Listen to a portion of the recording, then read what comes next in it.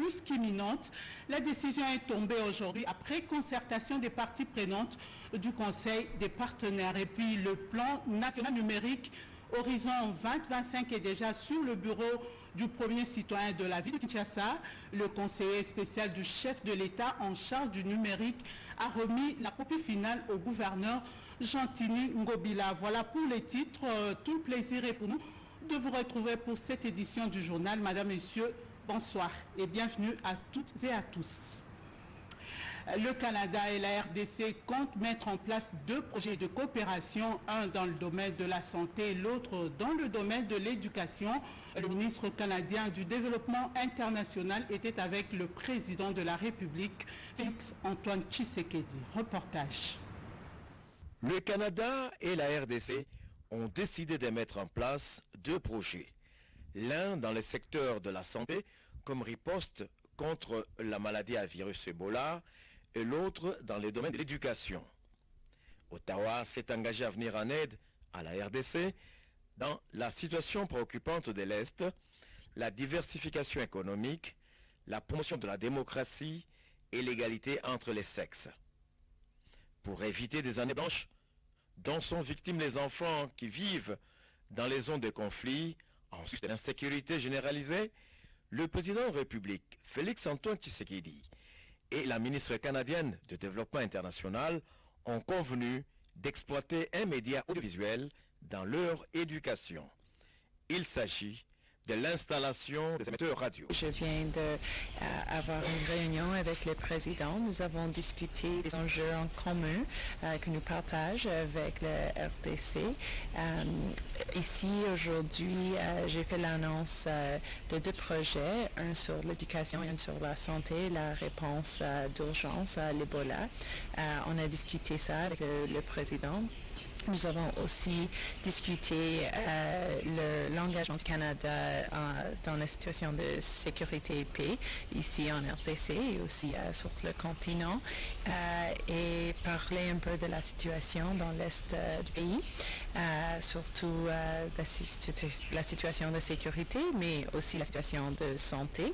Et le Canada est ici comme ami, comme partenaire, parce qu'on croit vraiment dans la possibilité de sécurité et de développement dans le RDC.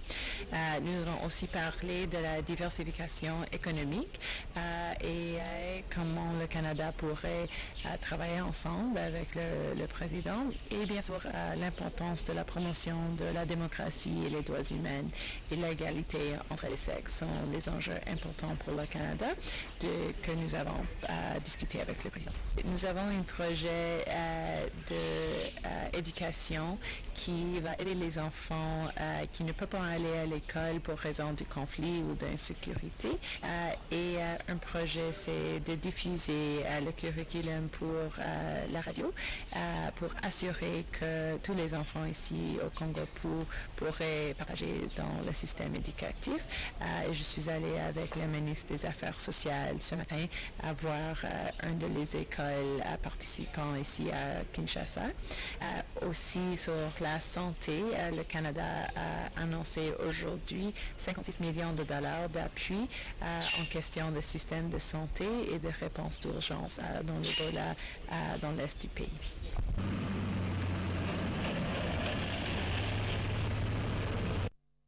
C'était là le reportage d'Anaclé Moulunda Chiswabantou. Au Sénat, le premier vice-président a reçu une délégation des étudiants sur les solutions idoines à leurs problèmes. Sami Badibanga a par la suite échangé. Les opportunités économiques pour les investissements, la lutte contre la corruption et l'impunité, la promotion de la protection des droits de l'homme, la paix et la stabilité dans l'Est de la République démocratique du Congo. Ce sont là les sujets évoqués au cours de cet entretien entre la ministre d'État, ministre des Affaires étrangères, Marie Toumba Nzenza, et l'ambassadeur des États-Unis en République démocratique du Congo, Mike Hammer, qui est venu se rassurer de ces partenariats privilégiés entre Kinshasa et Washington afin de promouvoir la paix et la prospérité durant cette année 2020, déclarée année de l'action par le président de la République, Félix-Antoine Tshisekedi. Avec la patronne de la MONUSCO, Leila Zerougui, les 2 personnalités ont planché sur la mise en œuvre du nouveau mandat de la MONUSCO prorogé d'1 an. Les mandats de la mission de l'Organisation des Nations Unies pour la stabilisation en République démocratique du Congo se prolongent donc jusqu'au 20 décembre 2020. Ils réclament leur droit à l'Assemblée nationale. Ce sont les députés de la législature 2011-2016 qui ont présenté leur doléance au président du CENSA, Joseph Olengankoy. Les détails dans ce reportage de Jean-Pierre Ndolo. Les députés de la législature 2011-2016 sont présentés mardi leurs problèmes n'ayant pas trouvé de solution au niveau de l'Assemblée nationale au président du CENSA, Joseph Olengankoy. Ces anciens représentants du peuple accusent l'Assemblée nationale de refuser de leur octroyer leurs émoluments du mois de février 2019. Leurs doléances n'ayant pas trouvé gain de cause au bureau de l'Assemblée nationale, ils ont décidé de s'en remettre au président du CENSA, Joseph Olengankoy, pour une solution adéquate. Le porte-parole de la délégation, José Nzao. Il y a une institution qui a été mise en place pour régler ce genre de problèmes. Et nous sommes venus voir le président du CENSA pour qu'il puisse voir dans quelle mesure il peut s'impliquer et nous trouver des solutions. De maintenant, là, il se lève pour toquer à toutes les portes pour que des solutions soient trouvées à notre problème. En plus de leurs émoluments du mois de février 2019, les anciens députés réclament leurs indemnités de sortie de 2 ans après avoir pressé 2 ans en plus de leur mandat. Le président du CENSA a ensuite reçu le représentant des chefs coutumiers de Kinshasa venu lui proposer des solutions pour mettre fin à la guerre qui endeuille les populations de l'Est de la République démocratique du Congo. Appel aux entrepreneurs égyptiens à investir dans les zones économiques spéciales de Maluku et dans d'autres projets industriels en République démocratique du Congo. Le ministre de l'Industrie, Julien Paluku, qui est en séjour en Égypte, a évoqué cette question avec son homologue égyptien. Reportage de notre envoyé spécial Betty Amani, rendu par Eric Kabam. Un séjour pas du tout reposant pour le ministre congolais de l'Industrie et toute sa délégation au pays des pharaons. Et Julien Paluku Kaongia frappe à toutes les portes pour séduire tous les investisseurs égyptiens à venir s'installer au pays de Félix Antoine Tshisekedi. Au cours de cet échange entre la délégation congolaise et la délégation égyptienne, avec à sa tête la ministre de l'Industrie et du Commerce, il était question pour le RDC de profiter de l'expérience égyptienne dans la mise en œuvre de plusieurs projets, dont celui des zones économiques spéciales. Moment propice également pour Julien Paluku Kaongia de présenter tout d'abord à son homologue égyptienne tous les allègements fiscaux qui seront accordés à tout entrepreneur qui voudrait investir en RDC avant d'insister sur les efforts entrepris par les gouvernements congolais pour améliorer le climat des affaires. L'objectif du gouvernement congolais, dans la vision du président de la République, c'est de devoir nouer une coopération gagnant entre la RDC et l'Égypte, surtout dans le domaine où l'Égypte a des compétences et une expérience avérée. Et l'expérience que nous sommes venus partager avec Madame le ministre, c'est celle de la mise en place des zones économiques spéciales, qui pour nous est une bonne pour relever notre économie qui depuis longtemps est au ralenti, mais également partager d'autres expériences dans le domaine divers. Et plusieurs autres échanges fructueux sont prévus dans l'agenda de Julien Paluku pour mobiliser l'entrepreneuriat égyptien pour qu'un partenariat solide soit noué entre la RDC et la République arabe d'Égypte. Aussitôt investie, la nouvelle équipe dirigeante de la délégation générale de la francophonie a échangé avec le ministre de la coopération régionale Guillaume Manjolo. Nefertiti Mouchia et Nancy Odia, une équipe féminine, ont reçu des orientations et directives de leur tutelle, comme nous le dit ce récit de Serge Mata. La parité homme-femme poursuit son petit bonhomme de chemin avec ce nouveau vent qui vient d'essouffler à la direction générale la francophonie de la RDC. Pour une nouvelle stratégie de l'action de ces structures, ce sera des femmes de poigne, Nefertiti, Mouchia, Chibonda et Nancy Odia Pinda, journalistes et présentatrices des journaux télévisés et émissions spécialisées des débats politiques à la radio-télévision nationale congolaise. Lors de la cérémonie des remises et reprises entre les délégués généraux sortants Jonas Komonkinga et la nouvelle déléguée générale entrante, Nefertiti Mouchia Chibonda, l'ambiance était conviviale et chaleureuse. Puis après leurs échanges sur l'état de lieu et les perspectives d'avenir de la délégation générale de la francophonie, dans son allocution des circonstances, Nefertiti Mouchia Chibanda n'a pas manqué de remercier les ministres d'État, la coopération internationale, intégration régionale et francophonie, Maître Pépin Guillaume Monjolo, pour cet honneur et les choix portés sur sa modeste personne en les nommant à la tête de ces structures. J'ai appelé au ministre d'État à la coopération internationale, intégration régionale et francophonie de procéder à une permutation au sein de la délégation générale de la francophonie. Et je prends aussi cette occasion pour le remercier pour cette nomination, symbole de la confiance qu'il porte dans ma personne. Cette nouvelle équipe dirigeante aura donc pour défi de donner un nouvel élan et une nouvelle impulsion à la délégation générale. La francophonie a envie de bien préparer la 9e édition des Jeux. La francophonie qui se tiendra du 23 juillet au 1er août 2021 à Kinshasa. Je le disais en début du journal, le plan national numérique Horizon 2025 est désormais disponible. Le conseil spécial du chef de l'État en charge du numérique, Dominique Migisha, a remis la copie finale au gouverneur de la ville de Kinshasa, Jean-Tiding Ngobila. Les détails dans ce reportage de Lisette Mujinga Mutombo. Le gouverneur de la ville-province Kinshasa, Jean-Tiding Ngobila, a reçu en audience les conseillers spéciaux du président de la République démocratique du Congo, Félix-Antoine Tshisekedi Tshilombo, en charge du numérique. C'était l'occasion pour Dominique Mugisha de transmettre la copie finale du plan national numérique Horizon 2025 aux premiers citoyens de la ville-province Kinshasa et de présenter les félicitations émanant du chef de l'État à Jean-Tiding Ngobila pour la création de la toute première agence provinciale pour le développement du numérique de Kinshasa, APDNK. Il faut savoir que ce plan numérique Horizon 2025, approuvé le 3 septembre 2019, lors de l'atelier de sa validation, répond aux vœux du chef de l'État qui est de considérer le numérique comme étant un levier pour la bonne gouvernance, pour la croissance économique et progrès social. Pour Jean-Tiding Ngobila, la création de cette première agence considérée également comme agence pilote tant au niveau provincial qu'au niveau national permettra de faire du numérique un atout pour la ville-province Kinshasa. Avec ces plans en main, le gouverneur de la ville de Kinshasa va également s'inspirer librement pour mettre en œuvre une série de projets visant à améliorer la vie des Congolaises et Congolais vivant dans la capitale. Rappelons par ailleurs que c'était en présence de Madame la commissaire en charge de la communication, culture et art, Yvette Tabou, et du tout nouveau responsable de l'agence provinciale du développement du numérique à Kinshasa, Junior Biswese, que Jean-Tiding Ngobila a reçu ses plans national numérique Horizon 2025. Et notre confrère Guillaume Koukoumamengi Pandji nous fait le point des travaux techniques réalisés à la radio-télévision nationale congolaise.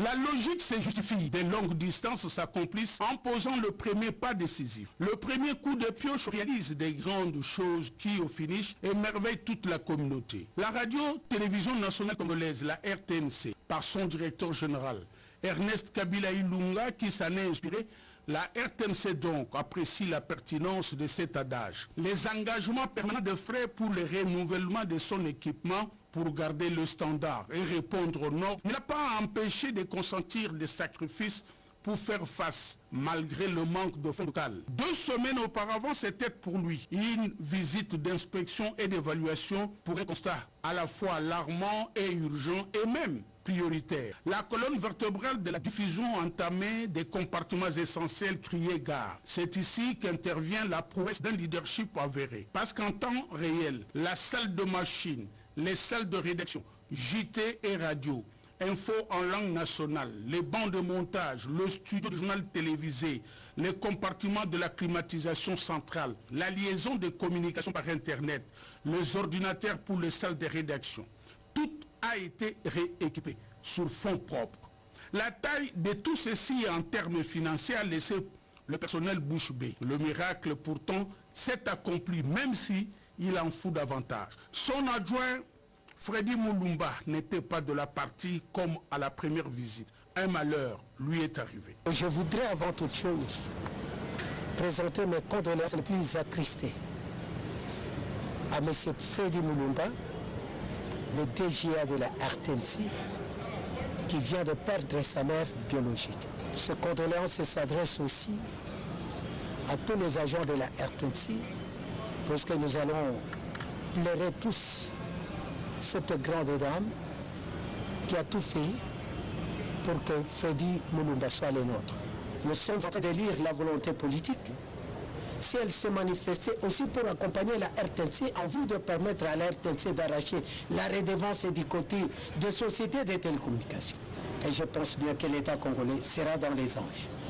Et il attendra un accompagnement assez acceptable de la part de la RTNC. Vous avez l'expertise du directeur. Personne ne peut encore vous poser la question sur l'expertise qui est la vôtre. Mais il faut que cette expertise s'accompagne de moyens. Puisque quand vous aurez besoin du micro, ce n'est pas l'expertise qui va se transformer en micro. Il faut que vous ayez réellement un micro qui vous permet de parler comme vous-même. Mais si on vous donne un micro qui ne répond pas à la hauteur de vos capacités, à la hauteur de votre expertise, je pense que demain, vous serez prêt à être critique. Le personnel à qui il s'est confié, il leur a demandé d'être au centre de ce qui fera la prospérité. Oui, 2020 sera l'année de la prospérité. Un véhicule, du reste, a été affecté à la direction des informations télévisées pour assurer les collectes. Il aurait fallu. Et je le dis au sommaire de ce journal, la reprise des activités administratives à l'université de Kinshasa est imminente. C'est ce qui ressort de la réunion du Conseil des partenaires présidé par le ministre de l'ESU, Thomas Louaka. On fait le point avec Marie Kalong dans ce reportage.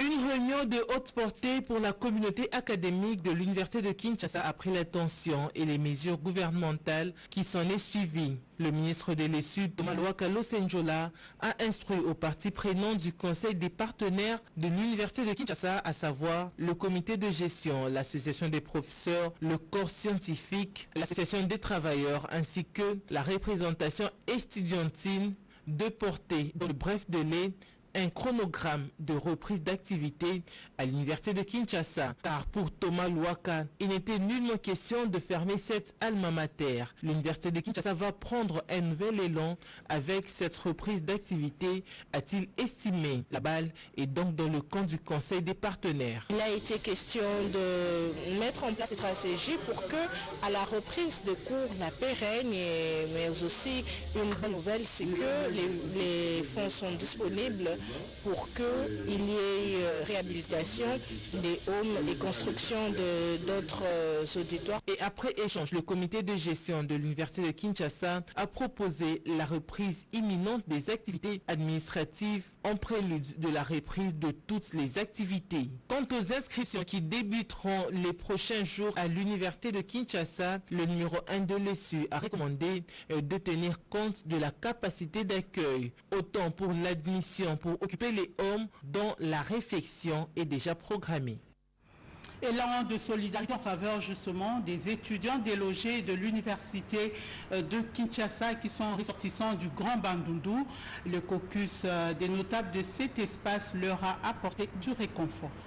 Ni par l'esprit de générosité et de solidarité légendaire, lui reconnu et sans la moindre considération d'appartenance politique, religieuse et culturelle, l'espace Grand Bandundu, comprenant 3 provinces, Kwango Kwilu et Maïndombe, sous la direction de son président, le professeur Obé Mina Kunjalanjoko, s'est réuni en urgence lundi 13 janvier 2020 en la grande salle Béatrice Hôtel dans la commune de la Gombe à Kinshasa. Objectif, faire bénéficier de son assistance morale et financière à quelques 500 étudiants bien identifiés par la dynamique de la jeunesse Grand Bandundu, issus de cet espace sans famille d'accueil à Kinshasa en situation de précarité après leur délogement des hommes de l'université de Kinshasa suite aux événements malheureux survenus dernièrement sur les campus de cet établissement d'enseignement supérieur et universitaire.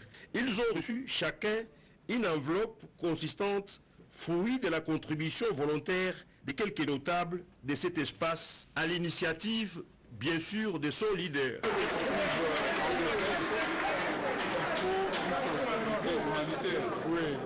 selon ses moyens. Et en l'espèce, les gens du Grand Bandundu qui sont en synergie avec leurs aînés, au-delà des sensibilités politiques, sont en détresse. Voilà pourquoi nous avons répondu sous C'est là pour leur permettre de se prendre en charge en attendant leur relogement après identification de vrais étudiants tels que décidés par le gouvernement. Et puis sachez que l'intersyndicale de la Régie des eaux est satisfaite de la suite réservée au dossier des émoluments du personnel. Les salaires sont liquidés par palier, nous dit Mireille Ndeke. Cette délégation, conduite par son président syndical, M. Selengue Alain, a été porteuse de 2 messages, à savoir les démarches entamées par le ministre d'État, ministre des Ressources hydrauliques et électricité, Eustache Moanzi Mumbembe, auprès de son collègue de finances, en rapport avec leurs émoluments qui ont abouti et ont trouvé gain de cause, et la paix sociale qui règne au sein de la Régie des eaux et le ministère des tutelles. Le président intersyndical n'a pas manqué de manifester sa gratitude pour les efforts consentis par les dirigeants de ce ministère. C'est un état des lieux. Nous devrions évaluer un peu certaines activités dont nous avons amorcé ensemble avec notre tutelle. Le problème de difficulté d'exploitation que nous avions déjà soumis auprès de son excellence. Ces décisions ont commencé déjà à connaître leur exécution. De son côté, le vice-ministre Papi Punguluamba a encouragé le partenariat direct qui existe entre l'intersyndicale et la Régie des eaux et aussi la franche collaboration entre l'employeur et l'employé, tout en le rassurant l'appui du ministère dans la bonne gestion de cette société de l'État. Il affirme ainsi sa détermination pour consolider la paix et l'intérêt général des agents et combattre les antivaleurs de la dite société. Enfin, de répondre à la mission primordiale, celle de desservir la population en eau potable. Priorité du ministre d'État, ministre des Ressources hydrauliques et électricité, Eustache Moanzi Mumbembe. Les victimes des dernières pluies diluviennes qui se sont abattues sur Kinshasa ont été portées en terre. L'attente a été certes longue pour les familles. Le gouvernement de la République, à travers le ministère de l'Intérieur, Sécurité et Affaires coutumières, a compris procéder à l'enterrement des victimes depuis diluviennes de novembre dernier à Kinshasa. La cérémonie funéraire, présidée par le vice-ministre de l'Intérieur, Innocent Bokele Walaka, a eu lieu lundi 13 janvier au terrain du camping de Matadi Kibala dans la commune de Mongafula. La consternation s'est lisée sur les visages des proches des disparus. Les familles sont restées inconsolables lors de ces instants d'adieu. Dans sa prise de parole, Innocent Bokele Walaka, vice-ministre de l'Intérieur, a au nom du président de la République Félix-Antoine Tshisekedi présenté toute sa compassion aux familles éprouvées et a appelé les uns et les autres au courage. Après l'oraison funèbre, le corps sans vie de ces hommes et femmes fauchés par la pluie ont été conduits en leur dernière demeure au cimetière de Benseke-Fouti. Le vice-gouverneur de la ville-province Kinshasa et quelques autorités politico-administratives avaient fait le déplacement pour honorer la mémoire de ces morts. Les Mbakistan Mongafula font partie des communes touchées par ce drame. Cette tragédie a été causée à 80% par les constructions anarchiques, a dit Nerombu, vice-gouverneur de la ville-province Kinshasa. Elle a quitté la terre des hommes hier mardi à la clinique Ngaliema. Christine Tiabou, veuve Moloto, suivait ce commentaire de Misenga Badibanga. C'est ce matin, en allant pour notre classe, la triste nouvelle de la disparition de maman Christine. Je l'ai apprise seulement ce matin en amenant les enfants à l'école. Elle était vraiment une maman pour nous, le groupe Gaël. Et pour moi, c'est plus que tout ça. Je suis son fiel. Le couple Moloto a parrainé mon mariage. Donc, je viens de perdre une mère. C'est à ce titre-là, familial, que je me retrouve ici. Aussi, il y a famille parce que c'est ma marraine en fait. Le programme des obsèques sera fixé ultérieurement. Et c'est par cette page noire que nous bouclons ce journal de 19h. Merci de votre attention. Retrouvez à 20h Christine Lenzo pour la grande édition du soir. D'ici là, portez-vous bien. Au revoir.